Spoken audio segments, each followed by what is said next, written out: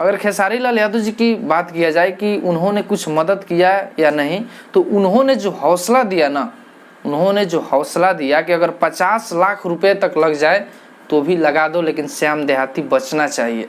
दोस्तों, मैंने पिछले वीडियो में श्याम देहाती जी के खबर के बारे में बताया था कि भोजपुरी इंडस्ट्री के एक बहुत ही बड़े गीतकार जो कि अभी हमारे बीच नहीं हैं, इस दुनिया को छोड़ करके वो चले गए हैं, और उनके जाने का कारण भी मैंने बताया था कि वो कोरोना पॉजिटिव थे और इसी वजह से उनका निधन हुआ।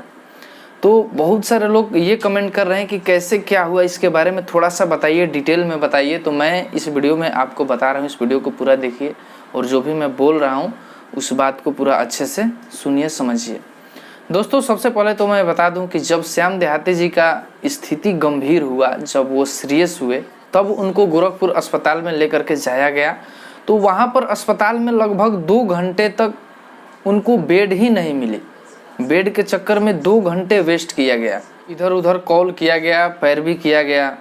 यहाँ तक कि आप सभी को पता होना चाहिए कि गोरखपुर के सांसद माननीय हमारे रवि किशन जी हैं, तो उनके पास भी कॉल ज़रूर गया होगा और उनके तरफ से मदद भी आया होगा, क्योंकि भोजपुरी इंडस्ट्री के लिए अगर भोजपुरी का कोई सदस्य खड़ा नहीं होगा तो फिर कैसे क्या होगा। तो अभी इसके बारे में मुझे पूरा डिटेल नहीं है कि मतलब रवि किशन जी से संपर्क किया गया है तो उनके तरफ से मदद आया है या फिर नहीं आया है, लेकिन हाँ, मुझे जो पता है मैं वो बता रहा हूँ कि जब खेसारी लाल यादव जी को पता चला कि श्याम देहाती जी का तबीयत बिल्कुल गंभीर है, तो खेसारी लाल यादव जी ने पता है क्या किया।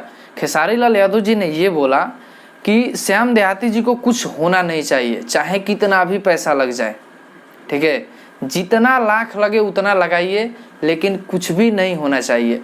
और खेसारी लाल यादव जी ने जो यूपी के मुख्यमंत्री हैं आदित्यनाथ योगी, उनके पीए से संपर्क कराया और उन्होंने बेड का व्यवस्था कराया गोरखपुर में, ठीक है। लेकिन देखिए, वहाँ पर जहाँ पर हॉस्पिटल में कॉल किया गया एक बेड के लिए, वहाँ पर पूरा बंदोबस्त हो गया कि हाँ भाई बेड एक चाहिए, और बेड का व्यवस्था भी वहाँ पर A to Z हो गया।